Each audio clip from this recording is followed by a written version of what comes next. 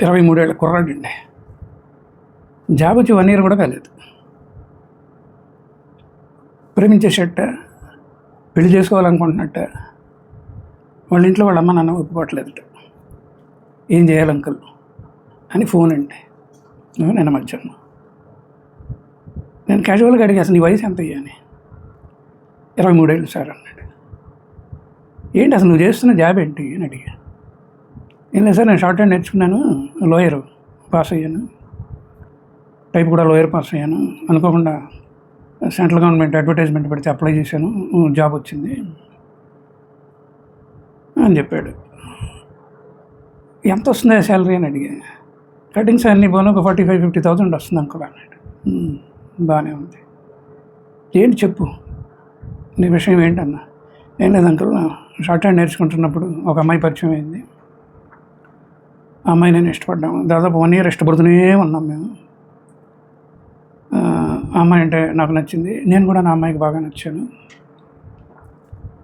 Job రాబోతున్న సమయంలో అంటే కన్ఫర్మ్ అవ్వగానే ఇద్దరం కూడా పెళ్లి గురించి మాట్లాడుకున్నాము.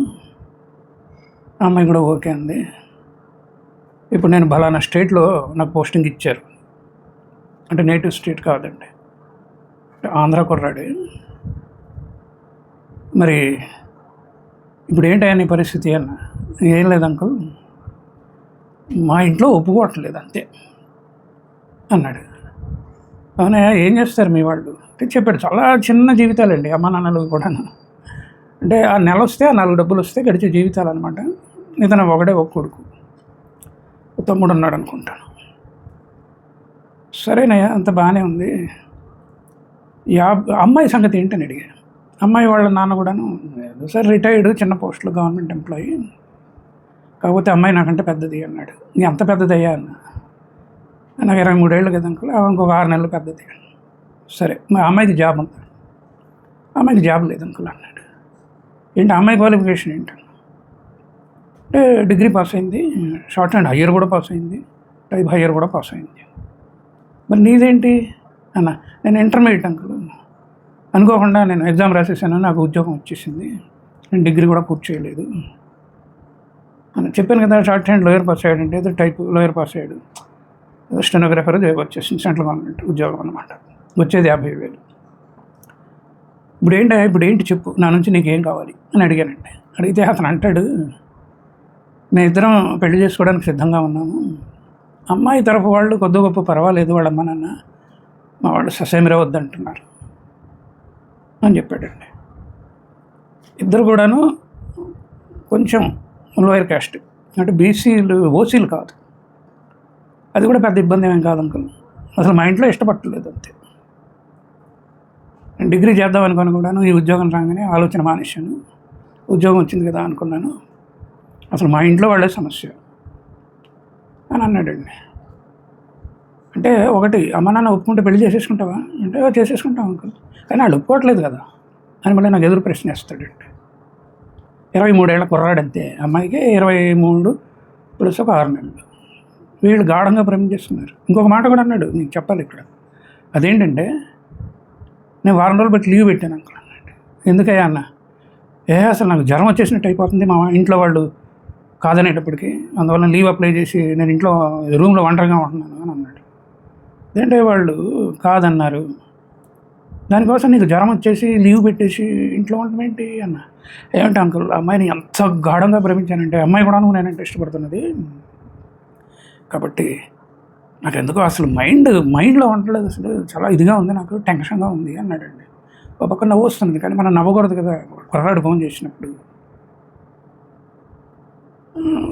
ఇంతే అంకుల్, ఇంతకంటే ఏం లేదు అని అన్నాడు. నేను సిన్సియర్గా అడిగేసానండి, ఎందుకంటే ఇప్పుడు కుర్రకారు నమ్మటానికి వీల్లేదు కదా. మీరు ఏమన్నా ఫిజికల్గా కలిసారా అన్న. అట్లేం లేదు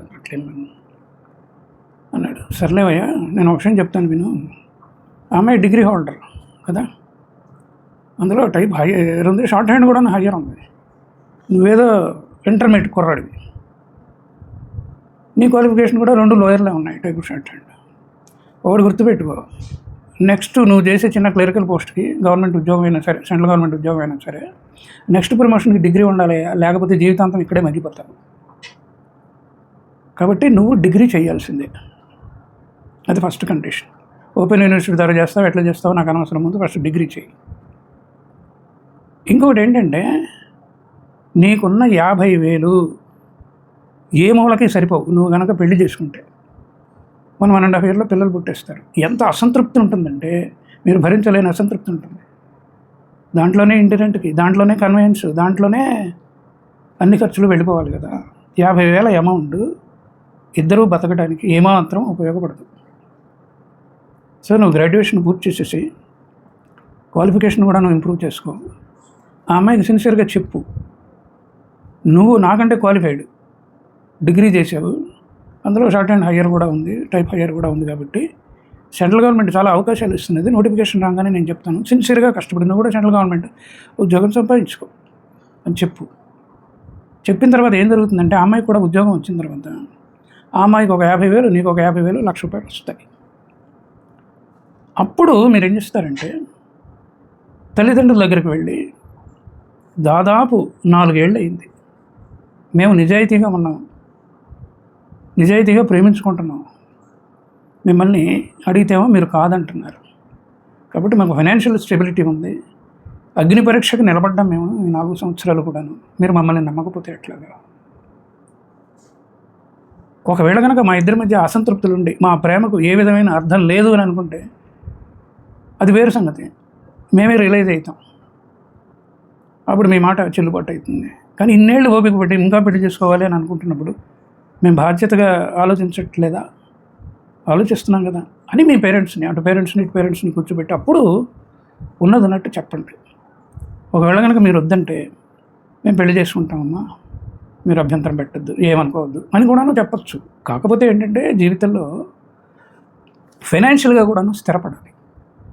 అలా స్థిరపడినప్పుడు మీరు తల్లిదండ్రులను ఒప్పించి ఒకవేళ విఫలమైనా పెళ్లి చేసుకున్నా కూడాను దానికి ఒక అర్థం ఉంటుందయ్యా.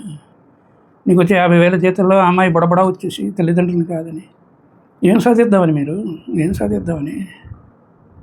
జీవితం చాలా కష్టంగా ఉంటుందయ్యా.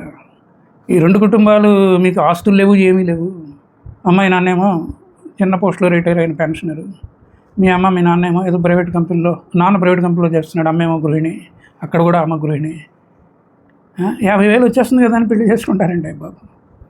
కాబట్టి నేను చెప్పినవన్నీ సాధించిన తర్వాతనే మీరు ఇద్దరు పెళ్లి చేసుకోండి. ఇప్పుడు అమ్మ నాన్న ఒప్పుకోకపోయినా కన్విన్స్ చేసి చూడండి, నిజాయితీగా చేయండి, చేసి అప్పుడు పెళ్లి చేసుకోండి అని చెప్పానండి. నాకు అర్థం కాని విషయం ఏంటంటే, ఈ 23 ఏళ్ళకే పెళ్ళి ఏంటి, ప్రేమలేంటి, చిక్కదనం ఏంటి, జ్వరాలు తెచ్చుకోవటం ఏంటి, లీవులు పెట్టడం ఏంటో నాకు అర్థం కావట్లేదండి. చివరికి ఆ పిల్లాడు నిజాయితీగా ఒప్పుకున్నాడు, సరే అంకుల్ నేను మీరు చెప్పినట్టే చేస్తాను అని అన్నాడు. అది ఒక విధంగా శుభపరిణామం అండి. కాబట్టి యువత ఏం ఆలోచిస్తున్నదో అర్థం కావట్లేదు అసలు. అంటే ఇది ప్రేమ కాదు, యాక్చువల్గా ఒక విధమైన ఆకర్షణ అంతే, అంతకంటే ఏమీ లేదు. కాబట్టి ఫైనాన్షియల్ స్టెబిలిటీ లేనిదే చేసుకోకూడదు. అందుకని నా వీడియోలో నేను చెప్తుంటాను, జీవితంలో 3 అద్భుతమైన నిర్ణయాలు తీసుకోవాలని. ఒకటేంటంటే, మనకు నచ్చిన కోర్సు తీసుకోవాలి. 10th అయిపోగానే ఇంటర్మీడియట్లో మంచి కోర్సు తీసుకోవాలి, ఆ సైన్సో ఆర్ట్సో లేకపోతే ఏదో ఒకటి. దాని నుంచి డిగ్రీ చేయాలి, లేకపోతే ఇంజనీరింగ్ చేయాలి, లేకపోతే పీజీ చేయాలి.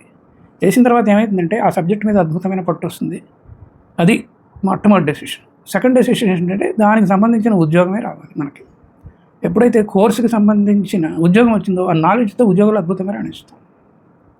మూడో డెసిషన్ ఏంటంటే, ఫైనాన్షియల్ స్టెబిలిటీ వచ్చింది కదా, అప్పుడు మనకు నచ్చిన, మన మనస్తత్వానికి నచ్చిన, అంటే కష్టపడి పైకి వచ్చిన ఒక జీవిత భాగస్వామిని ఎన్నుకుంటే లైఫ్ అద్భుతంగా ఉంటుందని ఈ 3 డెసిషన్ గురించి చెప్తూ ఉంటానండి నేను.